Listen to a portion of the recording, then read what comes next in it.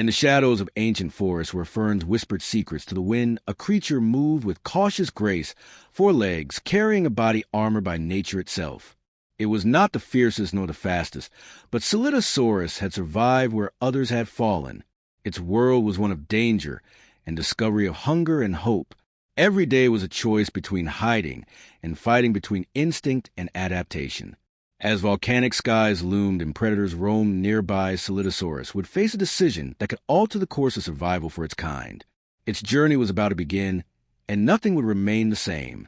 Story outline: Spinosaurus's daily life and traits. Spinosaurus moved through the undergrowth with a rhythm shaped by habit and necessity. Its eyes stayed low to the ground, always alert for movement in the foliage. The mornings began with a slow walk to a clearing where sunlight broke through the canopy and warmed its scaly back. Its body was low and strong with thick legs, ending in clawed feet that gripped the soil. Along its back ran rows of hard plates, each a shield against danger. It was not a creature made for speed or violence, but for endurance. It grazed on soft plants, mosses, and low ferns.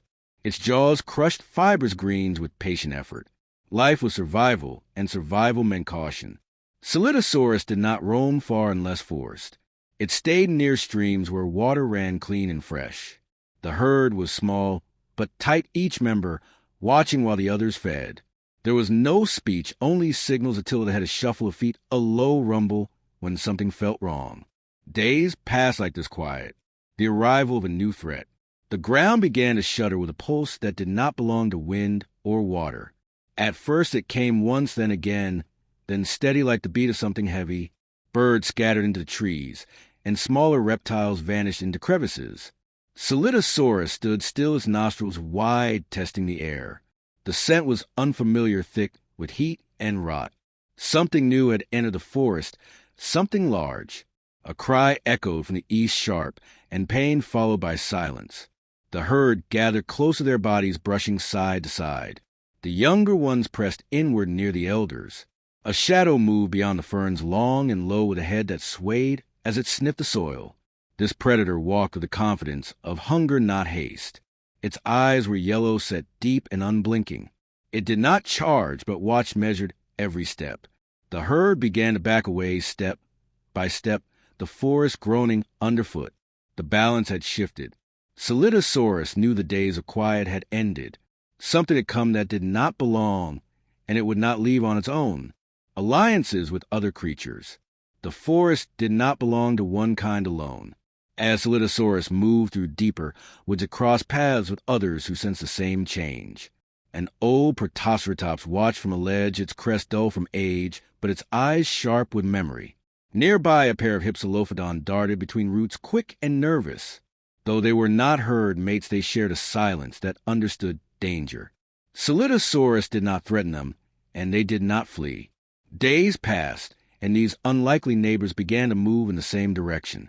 When the predator returned, they hid together beneath rock, and root, waiting as its steps shook leaves from trees. The forest had forced them into alliance. Each creature brought something to survival. The Hypsilophodon heard danger first.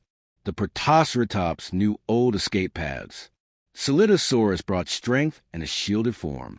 Alone they were prey. Together they had a chance. Climactic confrontation.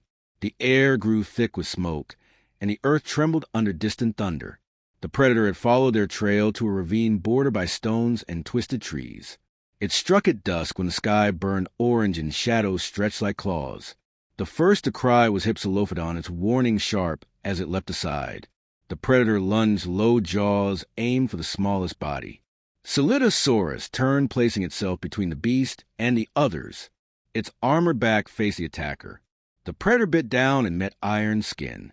It reared in confusion and struck again, but Spinosaurus pushed forward, using its bulk to shove the hunter back. Prehistoric rammed its side, horns aimed low. The forest exploded with sound as stone cracked and beasts roared. Spinosaurus circled again, flanking the predator, driving it toward the ravine. With one final shove, the ground gave way beneath the attacker, and it fell into the chasm below, vanishing into the depths. Silence returned, slow and heavy. They had survived not with speed or strength alone, but together, resolution and legacy. When the forest quieted again and the ash settled, Solidosaurus stood at the edge of the ravine and breathed deep. The herd returned from the shadows, guided by the sound of peace. The allies did not part at once.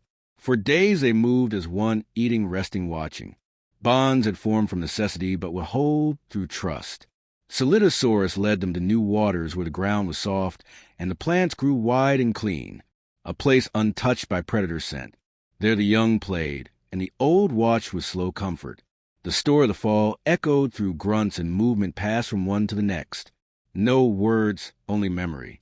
The armored creature with slow steps had held a line, and others had joined. The forest remembered. Life continued not as it was, but as it needed to. That was the gift Solidosaurus left, not just survival, but unity.